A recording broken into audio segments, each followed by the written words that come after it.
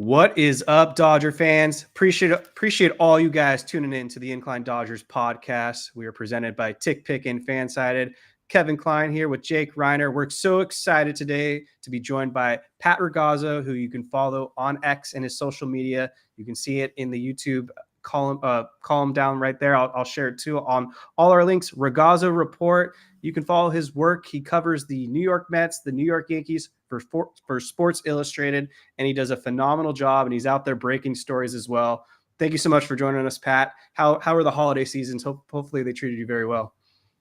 Well, first off, glad to be here. Happy holidays. My holiday season was really good, and things were a bit slow for a while in the baseball world. So I think everyone got to enjoy Christmas, Hanukkah, whatever they celebrate, and the new year. And now it's kind of back to business and seeing what our teams and what the rest of the league is going to do for the remainder of free agency. And we're really only 5 weeks away from pitchers and catchers. So baseball is going to be here before you know it.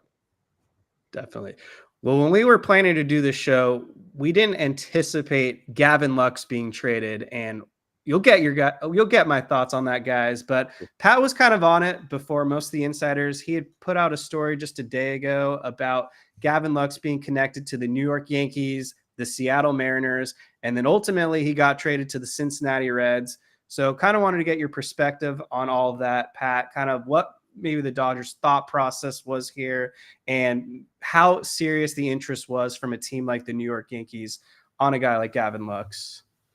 Well, with Lux and the Dodgers, you guys have seen it firsthand, and we all have, that he was expected to be the shortstop of the future. Things really didn't work out that way. He had a pretty solid 2022 from when looking at his stats on top of the surface offensively, but he never truly really panned out, or at least to this date. He's only 27 years old, I guess, still kind of, not too young, not too old, but he hasn't become that player that maybe he was expected to be. And his defensive woes, his throwing issues really took him out as a shortstop option, and he's playing second base. And I just think that once the Dodgers signed Ha-Seong Kim, that it really made Lux the odd man out there. I mean, he's got 2 more years of control. He is under cheap control, but it just kind of made too much sense that he would be the one who was not in the Dodgers' plans moving forward, and he was going to be the one to be traded. And that's ultimately how it came to fruition tonight, of course. And yeah, I had heard that the Yankees had shown some interest and checked in and inquired about Lux's availability a few weeks ago, and have talked to the Dodgers, but that the Mariners were maybe a little more aggressive on that front. And the Mariners are in need of a first baseman and a second baseman. And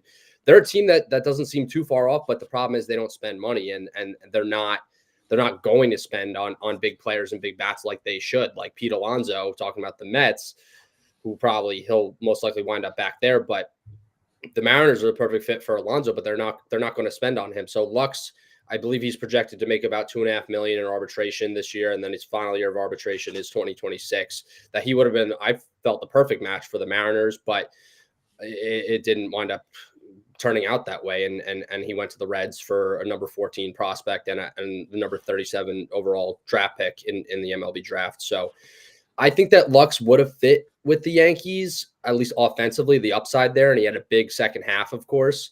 898 OPS, over 300 average in the second half post All-Star break.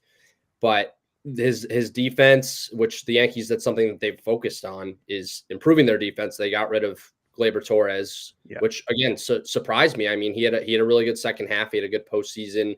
The second base options really aren't great out there. They have a hole in their infield, and they weren't willing to bring Gleyber back for a matching offer of what he got 1 year, $15 million from the Tigers. So they're focusing on defense. They did lose Juan Soto, which they made a valiant effort to keep him, but his defense he's not known for his defense in the outfield. And they brought in Cody Bellinger, a Gold Glover, Paul Goldschmidt, a Gold Glover, even though he's 37 years old. And they're probably going to move back Jazz Chisholm to second base, which is his natural position. So I guess Lux, given the Yankees blueprint at this given moment and in this offseason after losing Soto, I guess Lux didn't really make sense, other than the fact that they needed to fill a hole in their infield, and Lux kind of was the best option out there on the trade market right now, not including Luis Arraez. Pat, so I'm kind of, if I could just jump in here real quick, Kev. Yes. I'm kind of curious how other fans, other reporters, other people outside of the Dodgers universe, view the players that we have, and Gavin Lux, for his entire career with the Dodgers has been a kind of a divisive character, not him personally, but just him as a player, not being available, not living up to the hype. Kevin certainly has his, opinions on Gavin Lux. I kind of fall somewhere in the middle of understanding of what he is and what he can, and not really kind of setting the bar too high for a player like him, given what we've seen. If you're a fan of the Cincinnati Reds, and obviously you cover the Mets and Yankees, so you have that perspective. I mean, do you think that Gavin Lux, let's say if he were to go to the New York Yankees, do you think that fan base would embrace him? How do you think other, fan bases out there would view a player like Gavin Lux? The Mets and Yankees are on a whole nother level in terms of fan bases, and the Yankees, I think, are on a level of their own in terms of their fans. And Gleyber Torres was such a love-hate relationship with the Yankees. There was times he was great. He put together some great seasons, especially his first two in the big leagues in 2018 and 2019. Looked like the next big rising star in baseball. And for a lot of his tenure with the Yankees, he was one of the best offensive second basemen in all of baseball. But there was he took a lot of flack for lack of hustle at times, defensive miscues and lapses. It seemed like mental lapses on the base paths and in the field. And he had a horrid first couple months of this past season, and really in the years where they moved him to try him out at shortstop a couple of years ago, and his offense took a hit from it with as bad as his defense was, and that just didn't work out. That it seemed like it affected him at the plate as well. So they were really tough on Gleyber, and they're tough on everybody. So yeah, I don't think that they would have loved Gavin Lux, and I got kind of some mixed feedback when I put out that story yesterday that the Yankees had shown some interest in trading for Lux. There was a lot of no's and God no, and he's a worse version of Gleyber Torres, which I actually agree with that last part. I mean, he's not as good as Gleyber Torres. So, and then there's the other factor too, that he doesn't hit lefties. He has a career, I believe, 202 average and 552 OPS against lefties for his career, but he does only have about 252 career at bats against lefties. So he hasn't really been exposed to too many left-handed pitchers. But would he have just been is he going to be a platoon player with now the Reds, and would he have been that for the Yankees? It's possible. So yeah, I think that Lux would really needed to have fulfilled his offensive upside and potential with the Yankees, and not been a liability in the field. And obviously we couldn't guarantee one or both of those happening. So there was a chance that the Yankees would have been a tough landing spot for him, a destination for him. And it's not easy to play in New York. And I don't know that would have been the best fit. Maybe Cincinnati probably could be the best fit for a guy like that. We might wind up seeing him flourish. And we kind of were robbed of, like I mentioned, his 2022 season, and then he tore his ACL in spring training 2023. So we were kind of robbed of some of his year. Like we were robbed of a whole season from him. And then this past season was his first comeback year. So was he slow? Did he get off to a slow start coming off a torn ACL? And is that something that we see from professional athletes? Yeah, that's definitely true. And maybe that's why he had such a hot second half, that maybe he was finally getting his legs under him and kind of getting back to the player that maybe he is. So time will tell with the Reds, but kind of pretty low pressure situation that he's fallen into. And yeah, we might wind up seeing him flourish in Cincinnati and kind of help that young core that they have moving forward. But and then in the final breath, I guess, of this take, the Dodgers aren't wrong many times either. So I'd be kind of surprised too at the same time for them to give up on someone and them to trade someone like that to then see him butt into a start. This doesn't really happen to the Dodgers too many times. We haven't really seen it. That's a very accurate assessment. I wanted to go back about 4 minutes. So you mentioned Luis Arraez, and we pay a lot of attention to the San Diego Padres because they're in our division, and they seem like a franchise that's in a bit of turmoil that's just inevitable with this ownership drama that's about to take place. It sounds like a lawsuit's pending. I guess Seidler's widow wants some ownership stake or something, and it's going to get ugly. But the Padres are also in kind of a financial turmoil too. And I've heard Luis Arraez could be a name traded, and I don't know the validity if the Yankees would actually pursue that trade because his defense notoriously is well below average. Do you think the Yankees would be interested in Arraez? I don't think he's a good fit, and that's been the common consensus since that came out because it came in a report in a story from ESPN and Jeff Passan this morning that the Yankees had been discussing a trade with the Padres about Luis Arraez. It's not a good fit. I've always liked Arraez though, just because of his bat to ball skills. Like, he's such a great hitter. He's won multiple batting titles, but he had a career low year for on base percentage, which is a concern. And he's not a power guy. Like, he's just really like pure contact hitter, which is good to have in a lineup, but he doesn't really do much else. And he is a liability in the field and on the base path. So again, we're talking about, keep harping on Gleyber Torres and his deficiencies that he had with the Yankees, and Gavin Lux's deficiencies, and Luis Arraez has them too, except for the fact that it would give the Yankees a leadoff hitter that they need and a contact hitter that they need. So I think eternal option, which those options aren't very good. When you look at TJ LeMahieu, who has not been healthy in years, he has not been the same player he has been since the Yankees re-signed him prior to the 2021 season. Oswaldo Cabrera, who's valuable as a super utility player, but he's not an everyday player. And Oswald Peraza, who hasn't lived up to the hype that he once had as a prospect. So I think Arraez, if they do pull off the deal, it's going to be because they're just trying to fill a hole and a need and get someone in there that's better than what they have. But in terms of fit, it's not a great fit other than the leadoff aspect, I guess, and the contact. Yeah, I agree with you. He's a really good hitter. The defense does concern me. And when you sign Paul Goldschmidt and you're trying to count on Arraez to play second base, that could kind of spell disaster, especially with Stanton locked in as your designated hitter. So I don't know if they would really work out for the Yankees. So Gavin Lux obviously was traded. We talked about that briefly. I could go into a half-hour rant about how excited and I'm relieved that Gavin Lux has been traded, but I want to be sensitive to Pat's time. So I'll save that for another day with Jake. But just kind of the quick thoughts. The quick thoughts here are Mike Sirota, who is one of the, or I guess the only prospect the Dodgers are getting in return. Apparently the Dodgers had drafted him a year or two ago, and he had opted to go to college. Well, I guess it was 3 or 4 years ago, and he opted to go to college and put up some pretty good stats.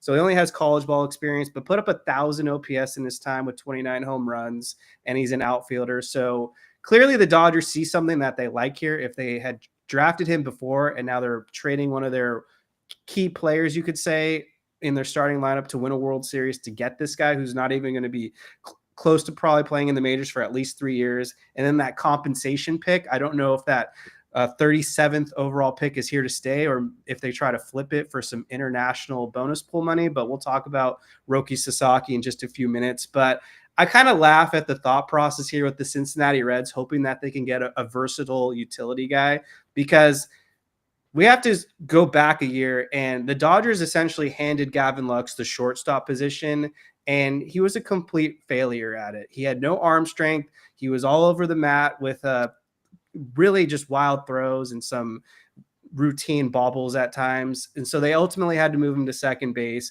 We've seen him play third base. It hasn't worked out. We've seen him play the outfield. He literally almost died running into the center field wall. So for the Reds, it's going to be a very interesting scenario because ultimately I feel like they're stuck with just a guy that can play second base. And you mentioned earlier, Pat, he can only hit right-handed pitching. So it'll be interesting to see what the Reds do with him. But for the Dodgers in the interim, short-term things, I don't think this is a loss for us at all. And you look at now the roster flexibility, it opens up a spot on the 40-man roster. They now have one opening, which they're going to need if they want to sign a big high-leverage reliever or bring back a guy like Kike Hernandez. So for the Dodgers, we've been talking about it, especially me, for well over a year now. It was time to move on from Gavin Lux, and I don't think we're going to regret it at all. Anything you want to add, Jake? I know how you feel about it, Kevin. I'm honestly in the middle of being disappointed in Gavin Lux and also appreciating him for what he did do. Because like Pat brought up, I mean, he was recovering from a pretty significant knee injury and was out all of 2023. And I was excited to see him finally get like an everyday position going from the 22 season into the 23 season. And it was kind of, exciting. There's a lot of hype around him finally getting the reins. And then he has that horrible injury and has to come back from that the following year and just wasn't the same. Then there was the disaster of him not being able to play shortstop because of that injury, or for whatever reason, they had to move him to second. They put Mookie Betts at shortstop, which is terrible. And they're, for some reason, thinking about going back to that. Although now with trading Lux, I don't know if that changes that. But look, here's the thing. The Dodgers won the World Series this past year, and Gavin Lux tied up the game in the 8th inning with a sac fly that tied the game for the Dodgers at 6-6 in the 8th inning of that last game, 5. And without that, I don't know if the Dodgers go on to win that game. Who knows if they go on to win that series? So if for nothing else, that's why I'm not on the Gavin Lux bus train, because if for nothing else, that's what he did. He helped us. He did help us win a World Series title. And for that, I thank him for his service. Good luck to him in Cincinnati. I think that, depending on what happens with the Reds, they could, who knows if they're going to be good next year. If they're not, and Gavin Lux has a pretty good first half, then he's going to be on the trade block, and a lot of teams that would need a second baseman could go out and trade for him at the deadline. So Pat's neutral here. He covered the Yankees. Pat, got to ask you, would the Dodgers have won the World Series if Gavin Lux wasn't in their lineup? Oh my God. That is not what I said, but you can answer that, Pat. I think, and I cover the Mets too. So yes. The Mets look like a team of destiny, and the American League was very weak this year. The Yankees were the clear-cut favorites the whole time to win the AL pennant, and that's just what they did. And the Mets looked like were the Cinderella team, obviously, and they came back against the Brewers in Game 3. They handled the Phillies pretty easily, and then once they got to the NLCS and the Dodgers put a pretty good thumping on them in Game 1, I said, well, this is their first opponent that's actually clear-cut better than them that they've faced in the playoffs, and really faced in over a month, because the Mets had a really good September as well. So I think the Dodgers once the Dodgers beat the Padres, they were the best team left standing, and that wound up being the case as they won the World Series. They were above and beyond better than the Mets this year. The Mets did take them to 6 games, which was pretty impressive, and yes, they were the much better team against the Yankees. Now, maybe that series could have gone different, not just from Game 5, but from Game 1, obviously. Nestor Cortez, Tim Hill, controversy, Freddie Freeman walk-off grand slam. Maybe if and also actually defensive miscues with Juan Soto misplaying a ball, or not misplaying, but not being able to get to a ball in right field, and then Gleyber Torres not blocking the ball properly in the infield, giving extra bases out, leading to extra runs. Like, yes, if the Yankees stole Game 1, maybe it could have gone differently, but then they also fell apart in Game 5 as well. And even if the Yankees held on in Game 5, now this would have been the first World Series, I believe, where an opponent's gone up 3-0 and then it's gone past 5 games. Yep. But I still think that the Dodgers would have won that series. I mean, again, they were the better team. The Yankees did not match up well with them. Look, I do too. I think the Dodgers would have won that World Series. I'm not making the point that if Gavin Lux didn't hit a sac fly in the 8th inning of Game 5, that they wouldn't have won the World Series. The point that I'm making is that for the entire time that Gavin Lux was a Dodger, there was at no point we were counting on him to carry this offense. I mean, the Dodgers offense has been stacked for the entire time Gavin Lux was a Dodger. And during that span, the Dodgers won 2 World Series. So for me, I didn't hate on Gavin Lux as much, because I just was happy with whatever we got from him. And the fact that he didn't live up to the hype of his, prospect ranking or whatever didn't really matter to me that much anyway, because the reason the Dodgers weren't winning World Series or lost World Series or got knocked out of the playoffs wasn't because of Gavin Lux. That's just plain and simple. So for me, I don't put a lot of weight on what he did or didn't do, because we weren't counting on him like a Mookie Betts or a Freddie Freeman. Let's not forget he struck out against Garrett Cole with the bases loaded and nobody out. That could have killed the rally right there. Just saying. Okay, so you talked about the New York Mets. So let's talk about the New York Mets, because honestly, I don't think anyone expected them to reach the NLCS. And the way they were able to pull that feat off after being sellers the season before in 2023. That's just kind of a big accomplishment. And it seems like they're obviously trending in the right direction. The Juan Soto signing, the biggest signing ever in Major League Baseball history. On top of that, they've added to their starting pitching, and it looks like they're going to get Pete Alonso back because his market just doesn't seem to be shaping out the way he was hoping. So kind of want to get your quick thoughts on just the Mets outlook and kind of like maybe your thought process on how this Juan Soto thing went down. Do you think Steve Cohen was never going to let him not be a New York Met? Well, Steve Cohen didn't think Juan Soto was coming to the Mets as of Sunday afternoon, and he, of course, signed Sunday night. I believe it was December 8th. It was on the eve of winter meetings, and I was in my hotel room in Dallas, as most people were. And Steve Cohen thought, and the whole belief around the industry was that he was going to go back to the Yankees. And then Steve Cohen got a call from Scott Boras. Well, Steve Cohen was out to dinner with a friend in Boca Raton. And that's when he realized, oh, wow, this has a real legit chance of happening. And him and Boras talked, and they came to an agreement, of course, and there was a lot of nitty gritty and extra things added to the deal, the suite for his family and a lot of different perks, of course. And then obviously the richest contract in sports history and the opt out versus opt in after 5 years.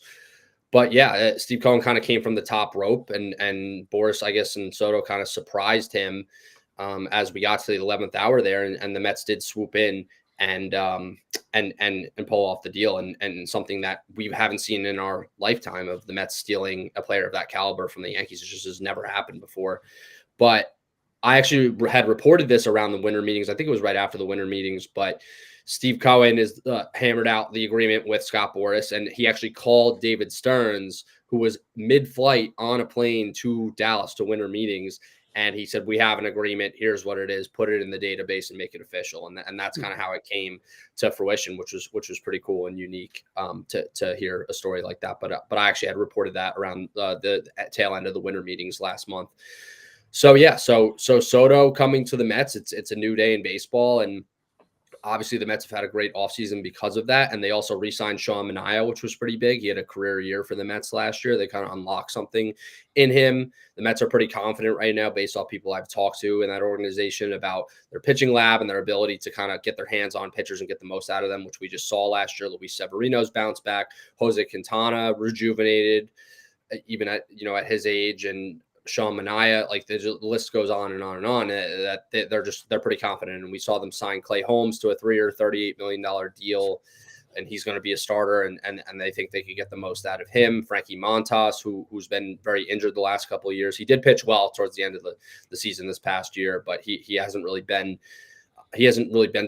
even close to his potential, I would say. And it's really since the 2022 season before the trade deadline that year and the 2021 season. But yeah, the Mets have more work to do. You mentioned Pete Alonso. That's the one that makes the most sense. The Mets have a gaping hole at first base, and it's just kind of it's too logical for it to not happen, other than the fact that Alonso is very clearly holding out for a long-term deal that teams are hesitant to give him at 30 years old, being a power-hitting first baseman who projects as a DH in the long term.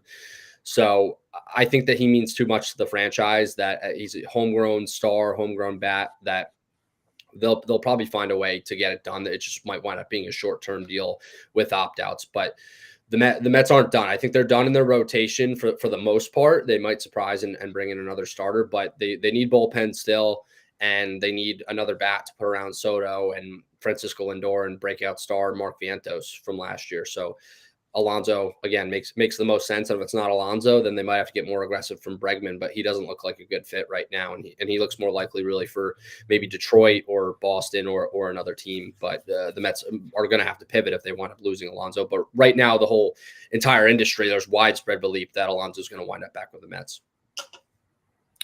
The way I look at the Mets right now, I think they have a pretty strong rotation. I would say it's assembled with a bunch of 2s and 3s. Obviously, Kodai Senga should bounce back and have a fully healthy campaign. He was really good in his first season at the majors. And then, yeah, you mentioned Sean Manaea, borderline, if not an all-star at this point. And then Frankie Montas going to go into the lab that you mentioned, and hopefully he turns out to be a number 2 and number 3 for them. The only concern I do have about the New York Mets is the lack of maybe an ace. If they have a big game and they need to turn to someone in a big series, I don't really know if they have that guy. Yeah, so that's really where Senga comes in, and that was the plan heading into last year, was that Senga was going to be their ace, and injuries derailed his season. And he came back late in the year, and he wasn't himself yet. It wasn't a good idea them going with him as an opener, especially against the Dodgers. It really didn't work out. But if Senga pitches like he did in his rookie year in 2023 and stays healthy, then they do have an ace there. And if Manaea really became their ace last year, and he pitched really well in his first couple starts in the postseason, but he really ran out of gas, and we saw it in Game 6 against the Dodgers. Only 2 innings and 5 runs. He was just out of gas by the end. But I have a different outlook than I did last year. I was with you guys. I was the whole year. They don't have an ace. They don't have an ace. Like, they're not going anywhere. They should have signed a frontline starter, but they proved us wrong. They got really, really far without having that true ace, other than unless you looked at Manaea or Severino.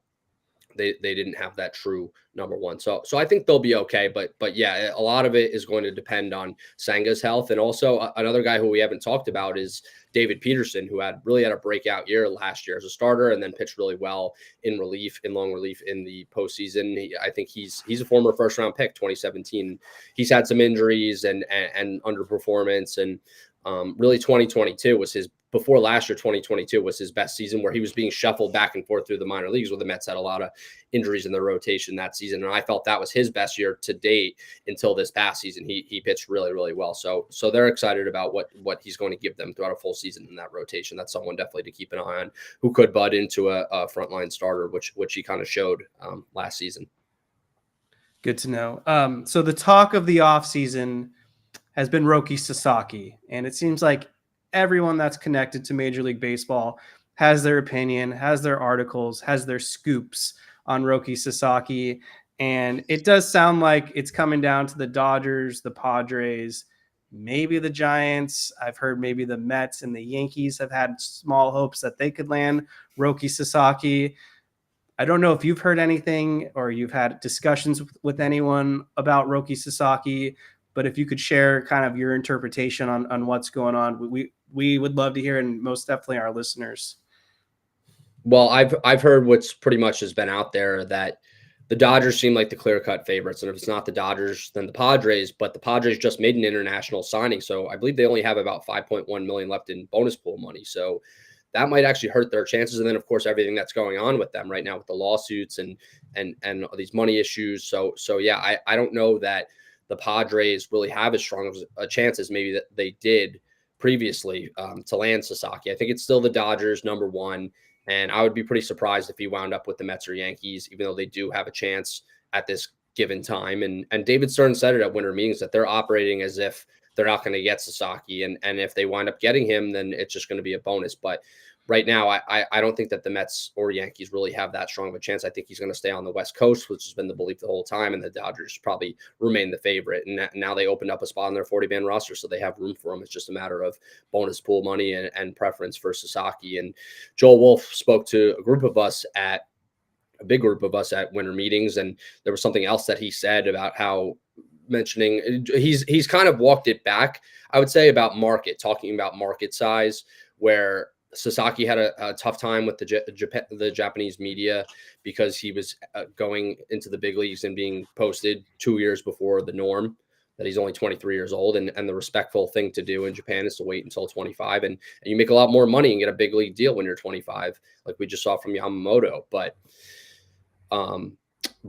Sasaki he wants to be in the big leagues. He wants to be one of the best ever. And he's only going to be able to get a minor league deal and a limited amount of money in the first year before they can start talking extensions, which probably I think could come sometime during the season. But that's kind of unknown right now. But yeah, market size. And at that point in time at winter meetings, it sounded, per his agent, that maybe he would be better suited for a smaller market. But again, Joel Wolf has spoken again since and said that the size of the market is not a factor. So again, yeah, I think that the Dodgers are going to wind up getting him, which is, I think, what everyone has thought the whole way. By the way, I don't know if you guys noticed this, but on X, the Reds posted a Gavin Lux hype video. So if you want to check out some of those sick highlights that Kevin loves to rewatch all the time, head to the Reds page. Is the sack fly in there? Oh, I bet it is. I haven't checked, but it should be. Wow. all 2 highlights? Is that how long it was, Jake? Was there anything else you wanted to cover, Jake, before we kind of get to the final quick segments? Yeah, I kind of want Pat's thoughts on I think that Jeff Passan wrote an article the other day, or is it either today or I can't remember when it was, but he basically talked about the Dodgers deferring a ton of money when they sign these guys, and especially everyone took notice when Ohtani did it, because it was the most deferred money ever. And I think the point that Passan was trying to make is that everyone can do this. It's not just the Dodgers that are doing this, but they have to be willing to put aside so much money, and then obviously they end up paying for it in the end when it kicks in.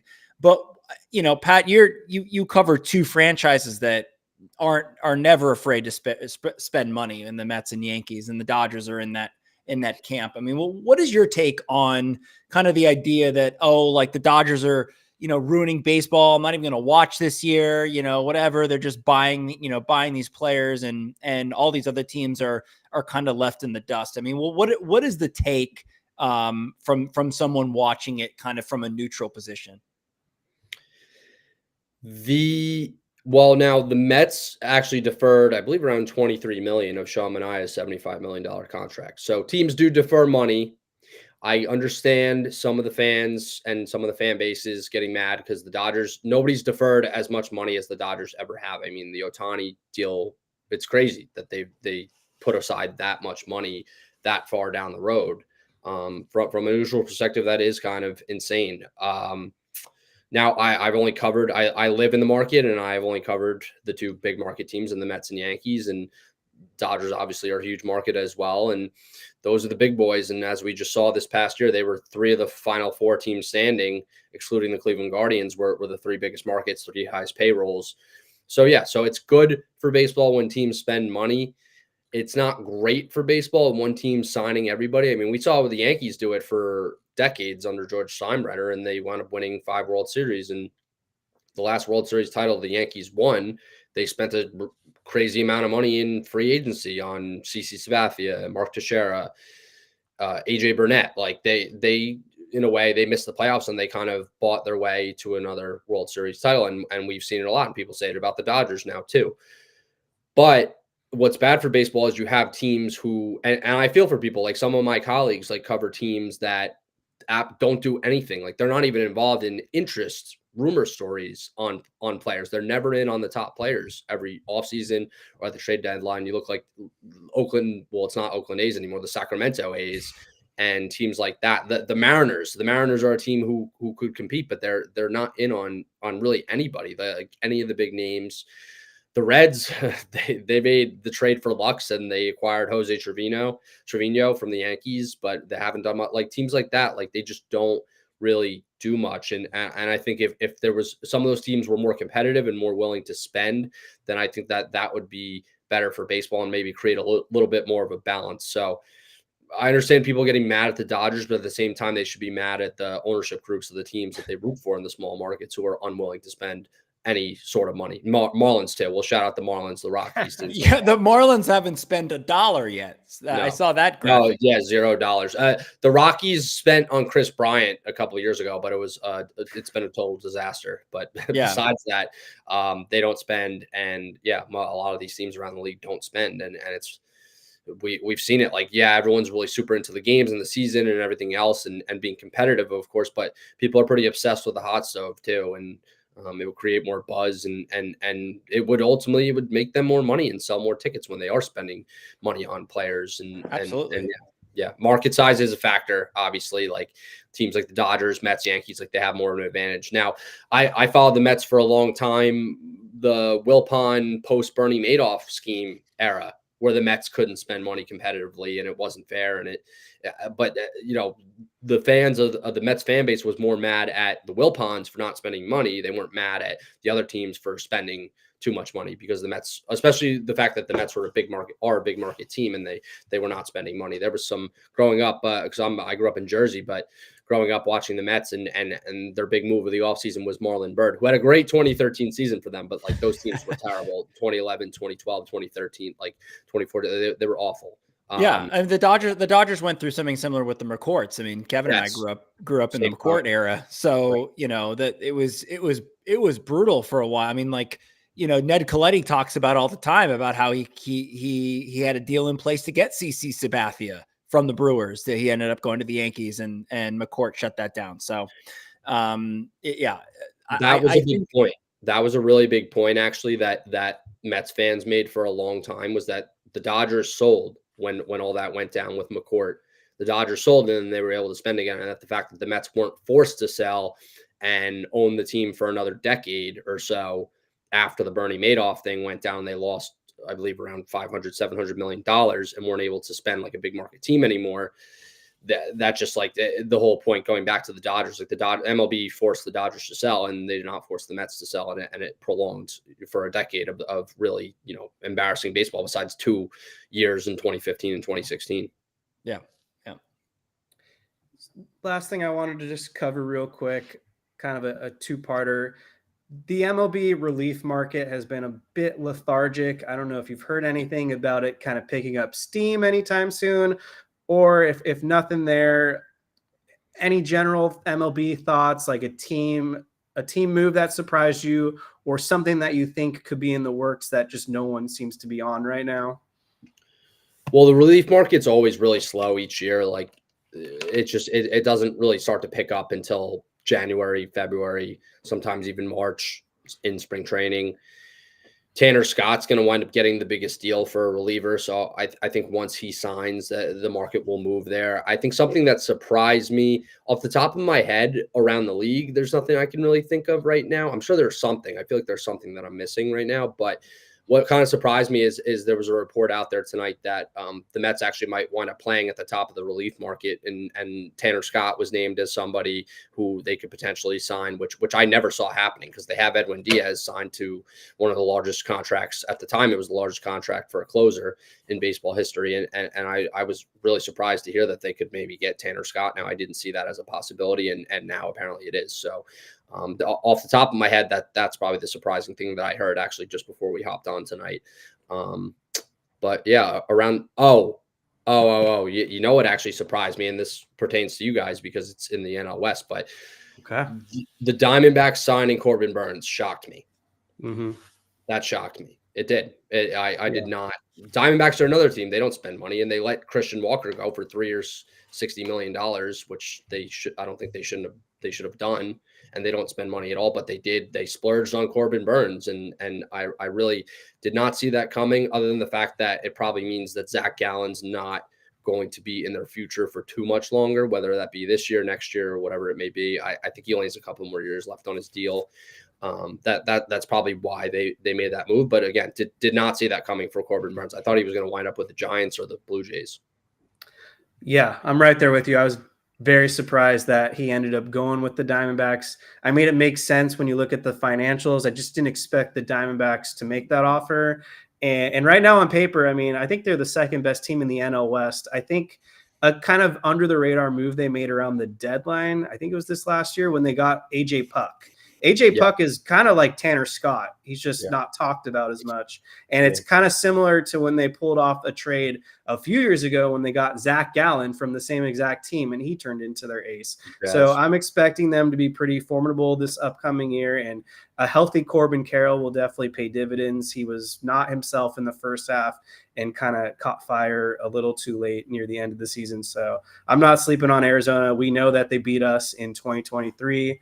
So they're most certainly a threat. So appreciate your time here, Pat. I'm going to leave the show with a fun topic for you. You're a New York guy covering the Mets, the Yankees. What's the proper toppings for a slice of pizza?